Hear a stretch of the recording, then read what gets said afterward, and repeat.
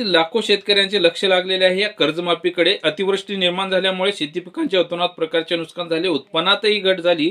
आता लक्ष लागलेले आहे केवळ कर्जमाफीकडे। ही कर्जमाफी कोणत्या शेतकऱ्यांना मिळणार आहे, किती लाखापर्यंत मिळणार आहे, असे बरेच सारे प्रश्न शेतकऱ्यांच्या मनामध्ये निर्माण झालेले आहेत। नेमकं ही शेतकऱ्यांना किती लाखापर्यंत कर्जमाफी मिळणार आहे याकडे सर्वांचे लक्ष लागलेले आहे। याबद्दलच आज आपण सविस्तर जाणून घेण्याचा प्रयत्न करणार आहोत। यामध्ये कोणत्या जिल्ह्यांचा समावेश होणार आहे आणि किती लाखापर्यंत कर्जमाफी होणार आहे याबद्दल थोडक्यात जाणून घेऊया। शेतकऱ्यांची कर्जमाफी कधी होणार आणि किती लाखापर्यंत होणार या प्रश्नाचे उत्तर म्हणजे शेतकऱ्यांना 30 जून पूर्वी कर्जमाफी होणार।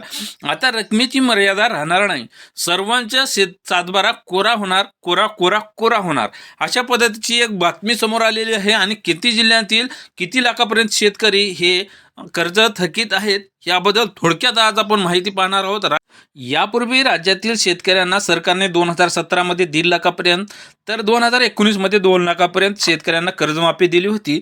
मात्र यापासून काही शेतकरी वंचित राहिले, कारण यामध्ये रकमेची मर्यादा होती, त्यामुळे शेतकऱ्यांना या योजनेचा लाभ घेता आला नाही। सध्या राज्यातील 24,73,000 शेतकरी बँकेकडे थकीत आहेत आणि त्यांची एकूण थकबाकी म्हणजे 35,477 कोटी रुपयांची थकबाकी आहे। यामध्ये आता अतिवृष्टी, महापूर, नापिकी अशा विविध परिस्थितीमध्ये विशिष्ट साऱ्या पिकामध्ये कांदा, सोयाबीन, तूर, फळे, भाजीपाला या पिकावर दर न उरल्यामुळे त्यामध्ये ऊसाची FRP ही एक रकमी मिळत नाही। यामुळे अनेक साऱ्या अडचणींना शेतकऱ्यांना सामोरे जावे लागले। यामध्ये कुटुंबाचा उदरनिर्वाहाचा प्रश्न निर्माण झाला आहे। त्यामुळे मदत व पुनर्वसन विभागाच्या माध्यमातून आकडेवारीनुसार राज्यातील दररोज सरासरी 6 ते 7 शेतकरी आत्महत्या करत आहेत। यातील जास्तीत जास्त प्रमाण नाशिक, अमरावती, छत्रपती संभाजीनगर आणि नागपूर विभागातील आहे।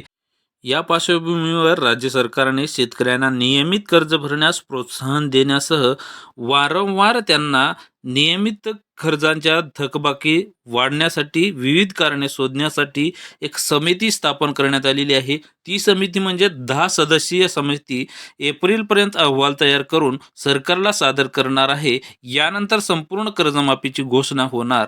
सध्या समितीने सरकारकडे विभागाच्या माध्यमातून 17 मुद्द्यावर शेतकऱ्यांच्या माध्यमातून कर्जमाफीची माहिती मागवली आहे। यामध्ये पीक कर्ज, अल्प मुदतीचे आणि मध्यम मुदतीचे, त्याचबरोबर दीर्घ मुदतीच्या कर्जांची माहिती यामध्ये मागवण्यात आलेली आहे। त्यामध्ये आता सर्वाधिक थकबाकी असलेले 13 जिल्ह्यांचे समावेश यामध्ये करण्यात आलेला आहे। त्यामध्ये पहिला जिल्हा म्हणजे सोलापूर जिल्ह्याचा समावेश आहे। त्यामध्ये थकबाकीदार 2,71,973 शेतकऱ्यांकडे 3,976 कोटी थकबाकी आहे।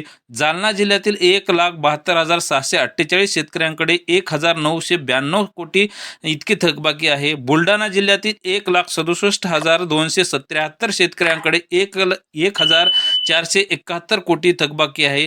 त्यानंतर नांदेड जिल्ह्यातील 1,65,312 शेतकऱ्यांकडे 1,268 कोटी थकबाकी आहे। यवतमाळ जिल्ह्यातील 1,52,561 शेतकऱ्यांकडे 2,422 कोटी रुपयांची थकबाकी आहे। परभणी जिल्ह्यातील 1,52,207 शेतकऱ्यांकडे 1,500 कोटी रुपयांची थकबाकी आहे।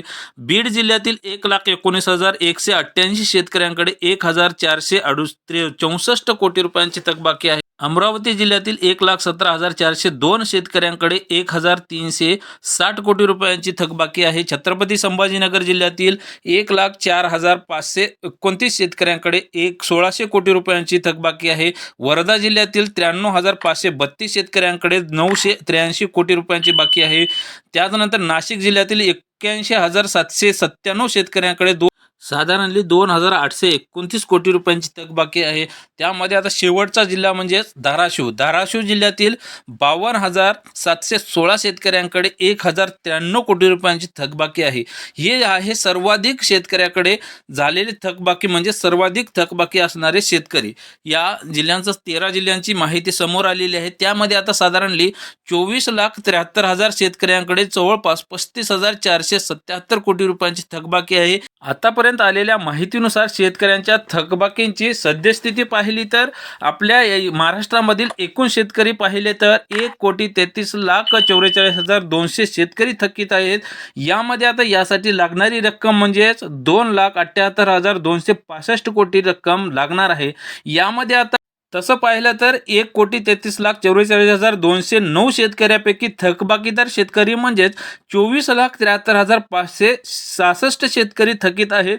त्यासाठी जवळपास 35,477 कोटी रुपये रक्कम लागणार आहे. अद्याप देखील बरेच सारे शेतकरी यापासून थकीत होण्यापासून वंचित आहेत आणि ते जवळपास मार्चच्या एंडिंगपर्यंत ते थकीत होणार आहेत. त्यामुळे जवळपास 30 जून पूर्वी ही कर्जमाफी होणार आहे अशी तारीख घेण्यात आलेली आहे. त्याचबरोबर तसं पाहिलं तर मागील 2 वर्षापूर्वी किंवा गेल्या वर्षी घेतलेल्या कर्ज हे थकीत होण्यासाठी साधारणली मार्च एप्रिल कालावधी उलटावा लागतो आणि तेव्हा ते थकबाकीत जातात आणि जेव्हा थकबाकीत जातात त्याच शेतकऱ्यांची कर्जमाफी माफ होते. हे RBIच्या नियमानुसार पाहिले तर थकबाकी असणाऱ्या शेतकऱ्यांना कर्जमाफीचा लाभ होतो, त्यांचीच कर्जमाफी करावी लागते असे RBIचे नियम आहे. त्यामध्ये आता राज्य सरकारकडून विविध सारे प्रयत्न केले जात आहेत की नेमकं या कर्जमाफीमध्ये कमीत कमी शेतकरी कसे बसतील यासाठी विविध सारे प्रयत्न त्यांच्याकडून केले जात आहेत. अटी, शर्ती, पात्रता, नियम, निकष लावले जात आहेत आणि कमीत कमी शेतकऱ्यांना लाभ कसा मिळेल याकडे त्यांचं विशेष लक्ष आहे.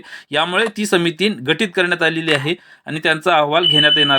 तर मित्रांनो, ही माहिती तुम्हाला अवश्य उपयोग पडेल ही आशा करतो. पुन्हा भेटूयात अशाच नवीन माहिती. तोपर्यंत या चॅनलवर तुम्ही नवीन असाल तर या चॅनलला नक्की सबस्क्राईब करा, जेणेकरून अशाच नवनवीन व्हिडिओचे अपडेट तुमच्यापर्यंत पोहोचत राहील. पुन्हा भेटूयात अशाच नवीन माहिती. तोपर्यंत